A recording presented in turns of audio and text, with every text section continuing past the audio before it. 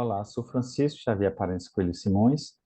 Vou apresentar o trabalho intitulado A Violência contra a Criança e Adolescente na perspectiva do cirurgião dentista no período da Covid, tendo outros autores, Antônio do Carmo Moreira Neto, Carlos Henrique Silva, Lívia Maria Andrade Freitas.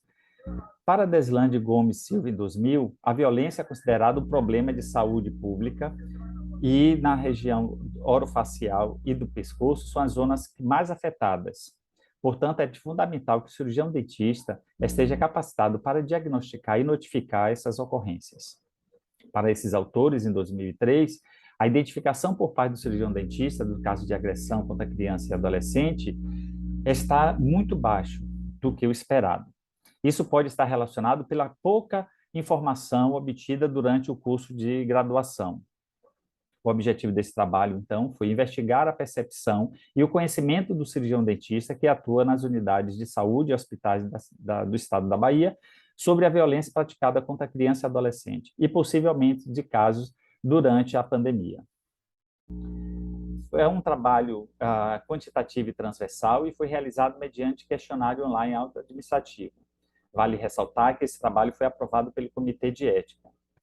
A aprovação desse estudo representou uma amostra de 50 dentistas que atuam nas unidades de saúde do município, do interior e da cidade da capital.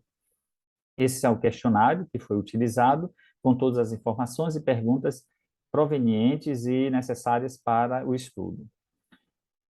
Foi uma amostra de conveniência e o questionário foi enviado para os profissionais que trabalham no serviço público, através do correio eletrônico. Previamente a esse questionário, os dentistas tinham acesso ao termo de consentimento livre e esclarecido para leitura e consentimento. Após o consentimento, eles responderam o questionário. Os dados, então, foram tabulados e utilizado o teste de Fischer, considerando estatisticamente significativo quando o P era menor ou igual a 0,05. A amostra, então, foi por 50 dentistas sobre o conhecimento dos tipos de violência. 98 responderam positivamente, que tinham conhecimento dos tipos de violência, e 60% não se consideravam capazes de identificar. Com relação ao período anterior da pandemia, 53% dos profissionais já identificaram e 22% denunciaram. Depois, ou seja, durante a pandemia, 92% notaram casos de violência infantil, mas apenas 6 foram reportados. É uma diferença significativa quando associado pela capacidade de identificar esses casos de violência. Aqui são as tabelas utilizadas, onde vale ressaltar que 98% dos dentistas, eles tinham conhecimento dos tipos de violência, mas 60% não se sentiram capazes de identificar os casos e de notificar as autoridades.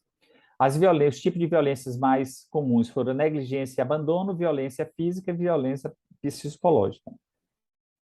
Nessa outra tabela, evidencia aqui o pouco conhecimento. 90% dos dentistas se consideravam que tinham pouco conhecimento sobre o assunto. E outros tantos, 36 e 20, com relação ao medo e negligência, era o fato que eles os levavam a não fazer a notificação.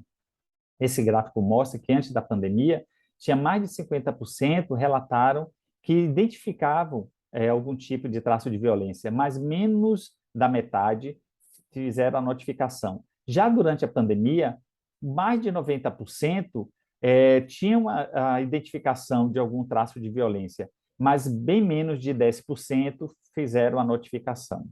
Concluímos que os cirurgiões dentistas não se consideram preparados para identificar tipo de violência e pode ser explicado pela falta de capacitação adquirida durante a graduação. A pandemia, contudo, foi um impacto muito negativo com relação à notificação da violência por parte dos dentistas.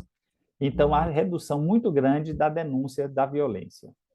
As referências utilizadas, agradeço então a todos. Muito obrigado.